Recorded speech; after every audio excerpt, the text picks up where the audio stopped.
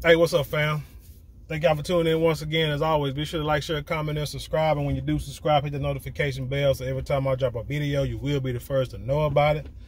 So, out here in these streets, getting myself something for some home protection, you know, kind of running low on shells and things. But anyway, the story comes across the wire saying that little Mr. Quantavious, you remember the boy that went to jail for peeing behind his mama's car? The lawyer's office had a whole video about that. You can go look at what I said about it. Like, it kind of threw me out that he couldn't go inside use the bathroom. But anyway, it seems that his mom refused to sign the probation order because there was a little more to it than what they was originally told. Imagine that. Now let's just be honest, y'all. They should have never agreed. God, you know, it's easy. I guess, like I say, it's easy to say something when it's not you, it's not your child, right? But they should have never agreed to allow this boy to be put on probation because he ain't do nothing. Man, he ain't do nothing that egregious to where he had to be put in a police car and taken to jail. 10 years old now, right? So anyway, story says that when they got the paper, first they said he had to do 3 months probation, which is retarded, and check in with his probation officer, which was retarded, and write a 2-page report on Kobe Bryant. First of all, what can a 10-year-old? Because the thing I learned about going back to school, let's just, you know, let's go here real quick. When I was in school, the easiest way to write a report is if you go by knowledge and emotion, your personal feelings. When you have to go off of just straight doing research, it's kind of hard doing a 10-page report. It's gonna take a while. You feel me? So, like I said, I mean, like, I probably could do a 2-page report on Kobe Bryant before he could. Because he's 10 years old, hell, Kobe Bryant, he wasn't old enough to see Kobe Bryant play that much. Kobe Bryant been going by 2-3 years now. That boy had to be like 6 or 7. No, that boy wasn't even born. Well, he had to been like 4-5 years old when Kobe last played. If that, because Kobe was going to the Hall of Fame, so he had been in the league about 5 years. Boy had to be like 4 years old when Kobe last played. But anyway, write a 2-page report. So they say when they get there, get ready to go to the courthouse or whatever to sign this paper. It says that, oh man, here come my ambulance. It says that he had to be subject to a drug test at the probation officer's discretion. Which, come on, it probably would not have made him take a drug test, but it's the principle of the whole thing. How you treating a 10-year-old. You don't treat 10-year-old or 15-year-olds who actually, you know, go out there and break in cars, rob people, rob old folks. They don't do them like that. But you know, a little boy who's 10 who peed behind his mama's car, you're gonna treat him like he's a criminal, like a lifestyle criminal. But anyway, said he had to subject himself to, like I say, drug test at the probation officer's discretion. What else it say? Damn. Let's see, the drug test.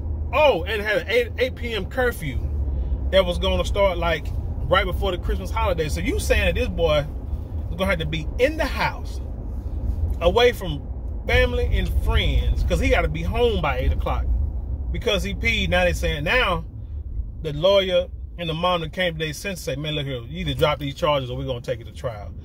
This story, this is where your Ben Crumps, your Al Sharptons, and all your Congressional Black Caucus and your NAACPs and all your black organizations, your what the hell? You gonna get us all killed. Your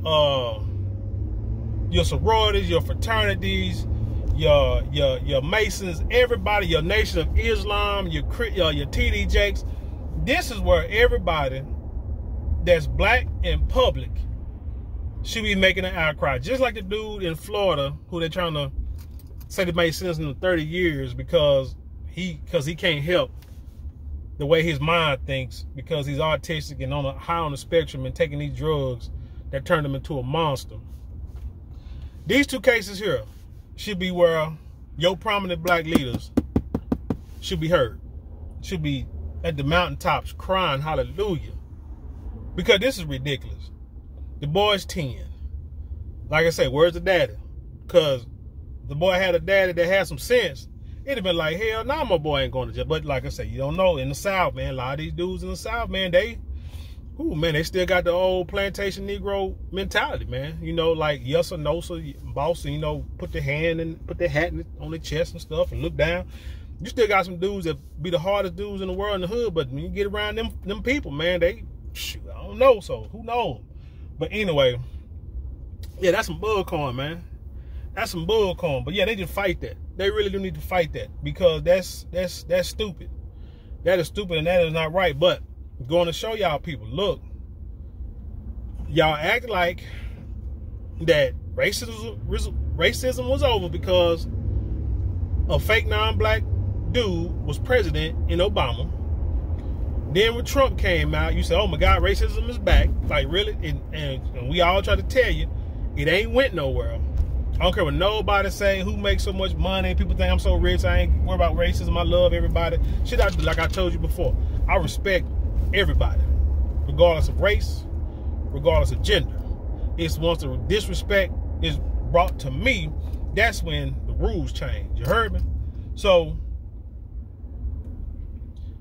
like I say, racism is not going nowhere, and it's not going anywhere because the country was built on racism. So how in the hell you think, oh, after so many hundreds of years, that all of a sudden one non-fake black man is going to change all that? Man, get y'all stuff straight. Hey, your president is racist. Let's just be honest, and we've seen the history of it. It's on video. But anyway, man, racism ain't dead. Racism ain't going nowhere. And it's upticking now. It's going back to the Emmett Till days. It's going back to the days of, you know, when, like, with John the Majors, you know, white woman mistaking you trying to whistle at her and you 14 years old, and your husband and his brother come to your house, snatch you out the house, and beat you and hang you and lynch you and all that kind of stuff, and don't nobody got your back. It's, you know, it's going back to those days.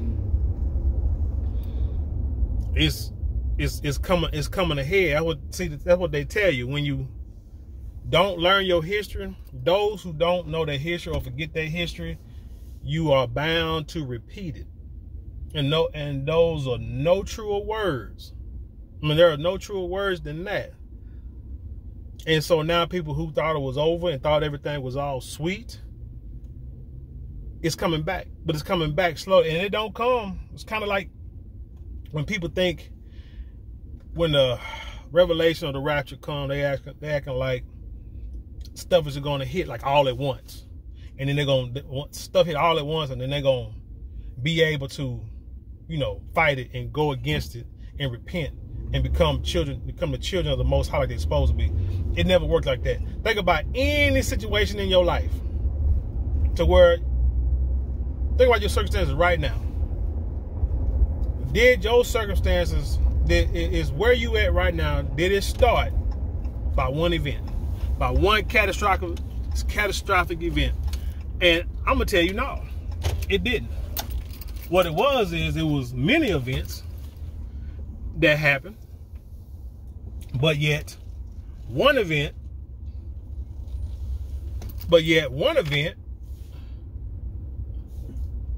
may have made it look worse. Made it been like what they call the straw that broke the camel's back. But you've been going through issues, been going through stuff, been poor.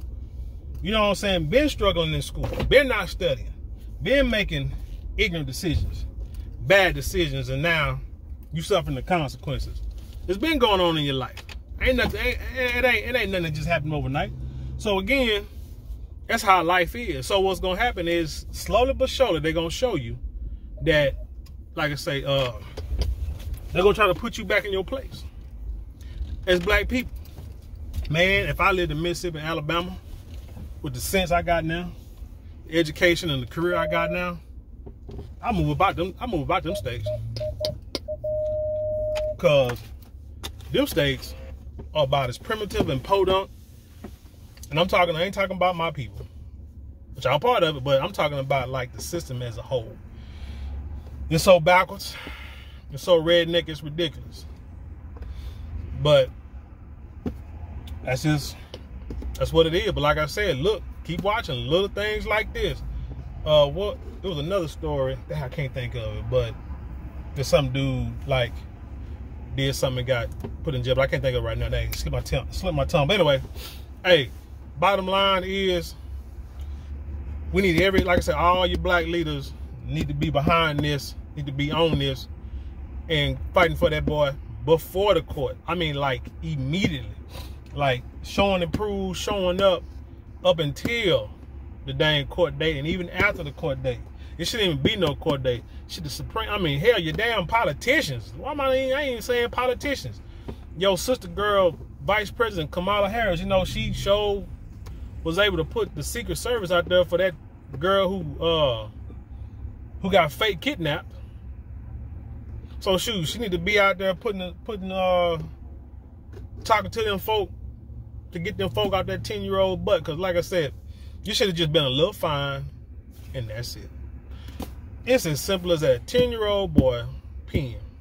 Should have been maybe a fine. I mean, what can a 10-year-old boy do? Go down to the courts, be on like juvenile court duty. I don't know, go to the courthouse, sweep, vacuum, you know, do some mopping, do something, you know, file some papers, do something.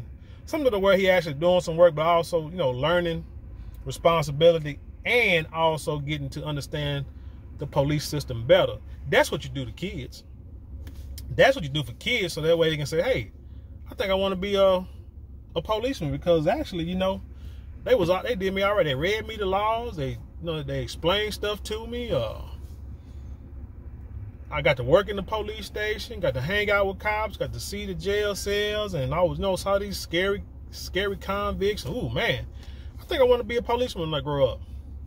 That's how you deal with these situations, but not these podunk police, man. Not this system, man. Not this Sheriff Roscoe Pico train system that we still got in this country. But anyway, that's all I got right now, man. Like I said, I'm rolling, riding, you know, testing out my new cup holder, phone holder, seeing how it go, bringing y'all stories. Like I say, when something hit me and I got something to say, like right then and there, that's how I want to bring some stuff to you. Still gonna bring the regular videos and stuff like that, but stuff like this, when I hear stuff like this, man, I go off emotion, immediate emotion. But anyway, tell me what you think about this story. Leave comments below, then share with the world. With that being said, leave me in peace, and I'll see you on the other side.